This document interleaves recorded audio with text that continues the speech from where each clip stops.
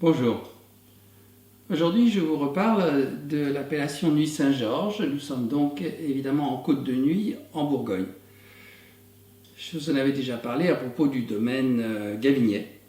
Et j'y reviens aujourd'hui avec le domaine David Duban, qui se situe à Chevannes, un peu au-dessus de la ville de Nuits Saint-Georges. Il s'agit du premier cru Les Procès en millésime 2017.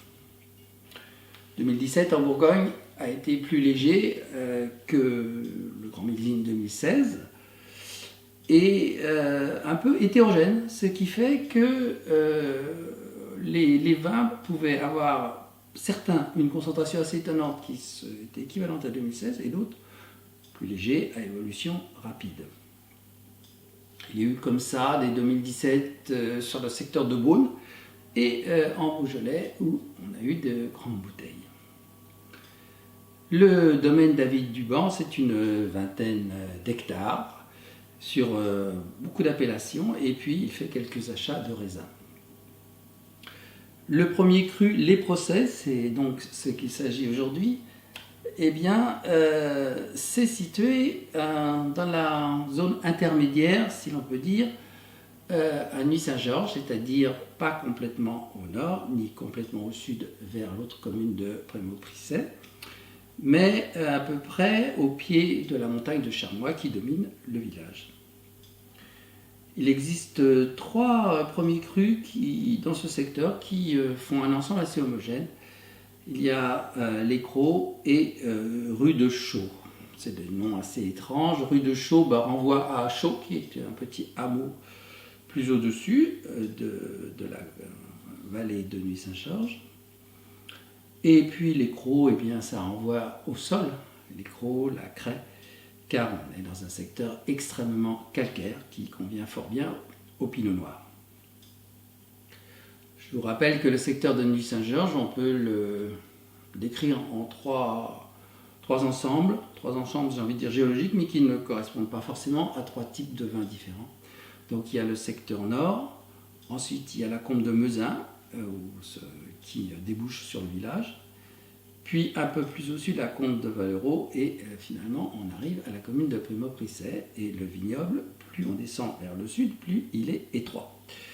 Sur les Procès, on est sur une altitude de 200 à 300 mètres avec une pente assez forte qui d'ailleurs permet un excellent drainage. Sur Nuits, on a donc avec ces deux cônes ce qu'on appelle des cônes de déjection, c'est-à-dire simplement c'est l'usure des parois, l'érosion, et qui entraîne au fond des vallées, des combes, des tas de débris calcaires, et ce se rajoute au fil des siècles des argiles, ce qui constitue des sols un peu plus froids et moins qualitatifs qu'au-dessus. Le système de cônes de déjection est très fréquent, bien sûr, dès que le relief est accidenté.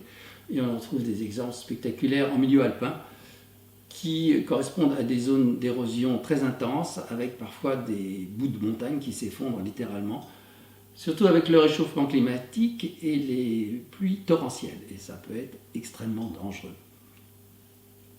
Ces cônes de déjection sont un peu un phénomène qu'on retrouve dans les glaciers qui régressent à toute vitesse et qui laissent à nu ce qu'on appelle une moraine.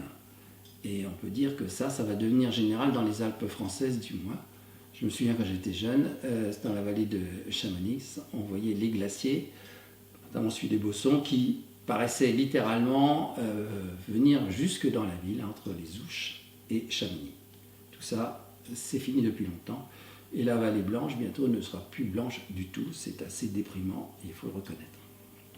Ces vallées glaciaires, d'ailleurs, je fais une petite parenthèse, on en trouve des traces un peu partout dans les Alpes. Ça renvoie à des périodes, bien sûr, très lointaines.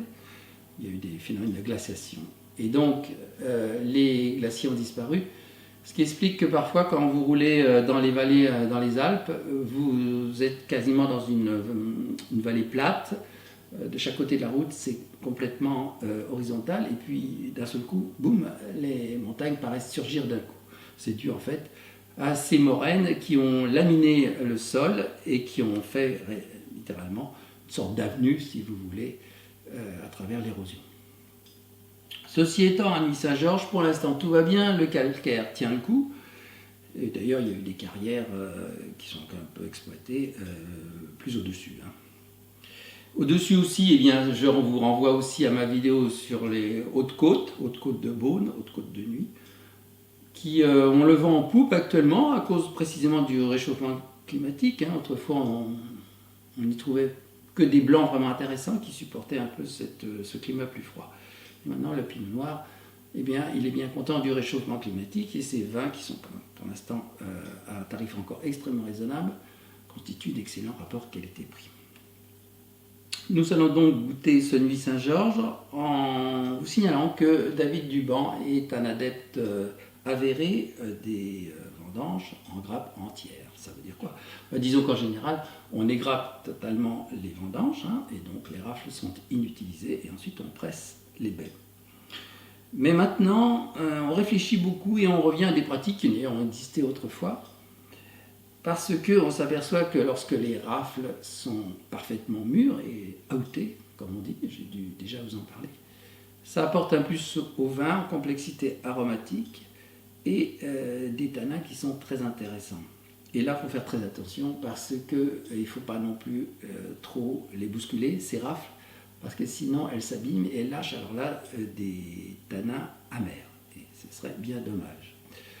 Cette technique est utilisée assez largement dans les bons terroirs du Beaujolais. Le Gamay, si vous voulez, le cépage local, apportant peu de tanins et utiliser des vendanges entières permet d'équilibrer et d'obtenir des vins de garde, ce qui est quand même important pour les crus du Beaujolais. Les vignes en moyenne ont une trentaine d'années, ce qui n'est pas très élevé. Nous allons donc goûter ce Nuits-Saint-Georges.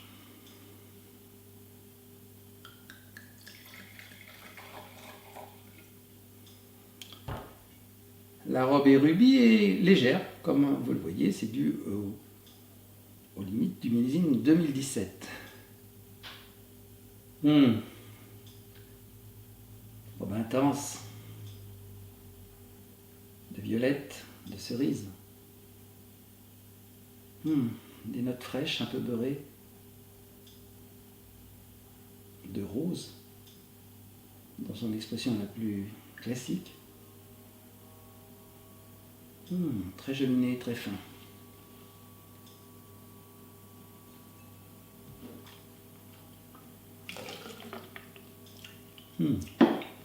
Ça reste léger parce que ce n'est pas un grand millésime, mais c'est très fin.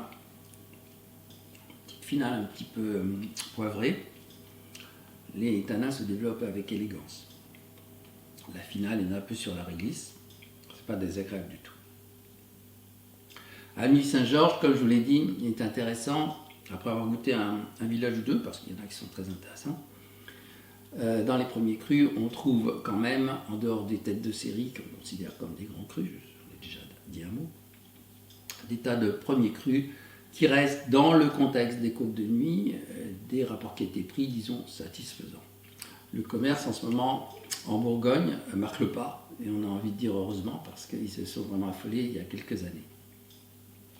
Et puis le contexte général n'est pas très bon économiquement sur le marché français du noix. Voilà, à bientôt.